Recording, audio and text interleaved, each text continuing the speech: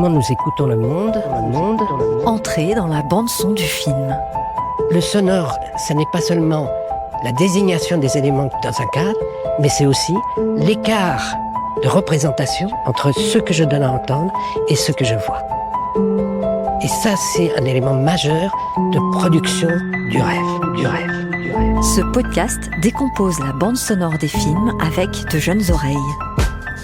Il y a un écho déjà, on peut pas le mettre au même niveau sonore et peut-être plus aigu ou plus grave. La chair de l'image, une série documentaire qui interroge le son pour mieux voir. Épisode 6. Écoutez le son dessiné. Vous vous souvenez de ce qu'on a raconté jusque-là ? Le son des voix, des ambiances, des bruits, de la musique, du silence. Alors maintenant, on va parler de ce qui décide de tout ce mélange. Qui choisit ce qu'on entend et à quel moment on l'entend ? Qui est cette personne ? Qui c'est ? C'est la personne qui s'occupe du mixage, celle qui dessine le son du film. Et dans cet épisode, on va suivre ce travail. C'est pas quelque chose auquel, d'habitude, quand je vais au cinéma, je prête, on va dire, particulièrement attention.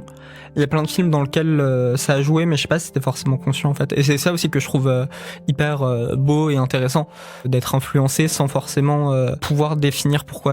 J'imagine que vous voyez cette grande console pleine de boutons dans un studio. C'est souvent là que tout se joue. T'as rien à régler, t'as juste à appuyer sur le bouton vert. Hein ? Ok ? D'accord. Le ou la mixeuse récupère tout ce que les autres ont fait. Il hérite des sons enregistrés sur le tournage, des voix rejouées en studio, des bruitages, des ambiances, de la musique, un vrai millefeuille de sons. Oh, on nous l'a foutu partout ! Et leur mission, c'est de tout écouter, tout trier, tout placer, pour sculpter le film avec leurs oreilles. Il faut faire des choix et organiser l'attention et les points d'écoute. Qu'est-ce que c'est encore que ça ? Expliquez-moi. Pardon. En fait, un point d'écoute, vous allez comprendre ce que c'est avec des questions. Est-ce qu'il faut entendre les pas ou juste la respiration de la personne qu'on voit de dos ? Est-ce que le vent doit être léger ou menaçant ? Est-ce que la voix doit être au centre ou se perdre dans la foule ?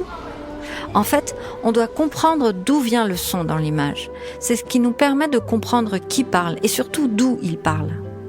Le point d'écoute rejoint souvent l'angle de la caméra, mais pas toujours. Précisément pour nous cacher des choses, chercher à nous faire deviner, à nous faire peur ou à nous mettre dans le secret de quelque chose qu'on ne voit pas. Oui, je suis là. Et pour moi, il y a un écho déjà. Et donc pour moi, sans l'image, je pourrais me dire que la scène se passe dans un endroit assez grand et fermé. Ça ne vous a pas échappé, c'est au mixage qu'on dessine des espaces, des rythmes, des tensions, qu'on décide quand faire taire la musique, quand laisser le silence parler et enfin, quand mélanger tout ça. Vous allez voir, j'ai Marcel. Le mixage, ce n'est pas juste une question de volume, c'est une vraie écriture, avec des accents, des virgules et des surprises. Moi, ce que je sais dans les bandes d'annonces que je vois, souvent, à la fin ou entre les images, quand ils annoncent des titres, donc le titre du film ou alors la date auquel il sort, il y a une espèce de « comme ça.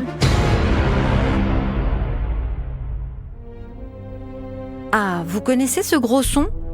On l'appelle l'Inception Brass. On vous le met un petit peu partout maintenant.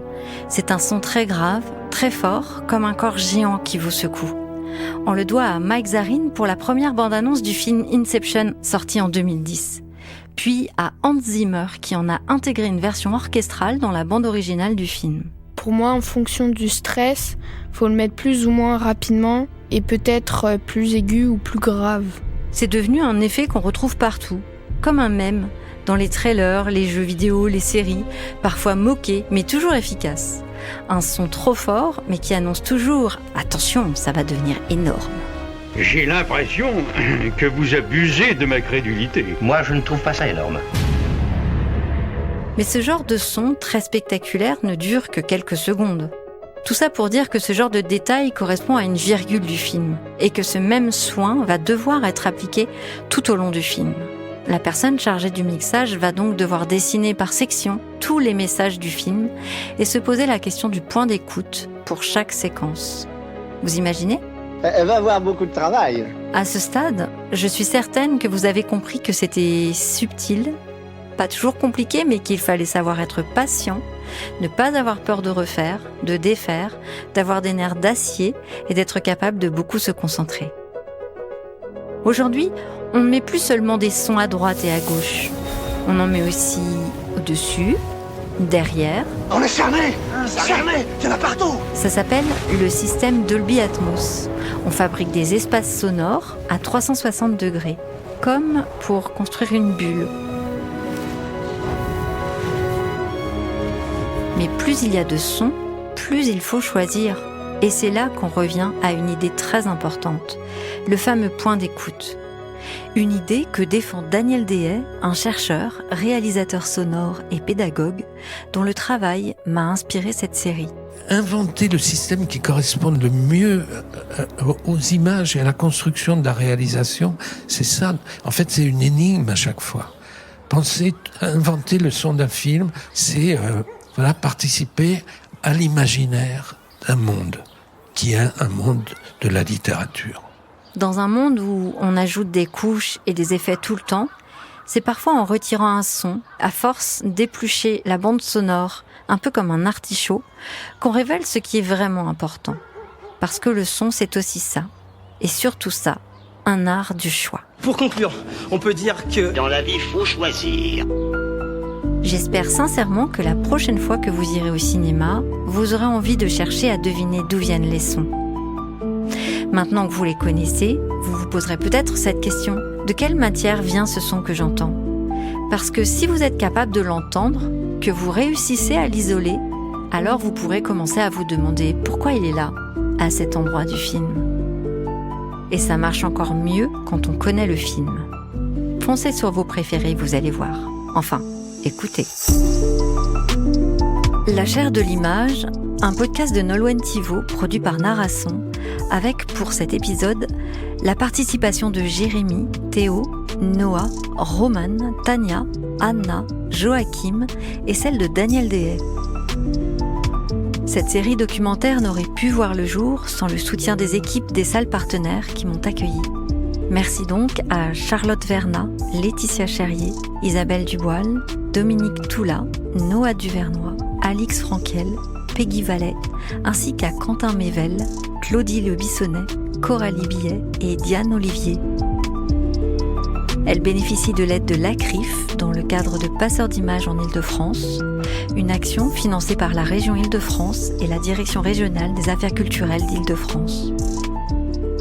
Merci à mes collaborateurs et complices, Émeric Zubar pour la musique, Martin Delafosse pour la réalisation et le mixage, et à Aurélie Brousse pour son soutien à l'édition. Un grand merci à vous, auditeurs et auditrices, pour votre écoute attentive. Vos étoiles sur les plateformes vont considérablement aider la série à se faire connaître, alors n'hésitez pas à la recommander, à l'envoyer à vos proches ou vos élèves, ou encore à la commenter.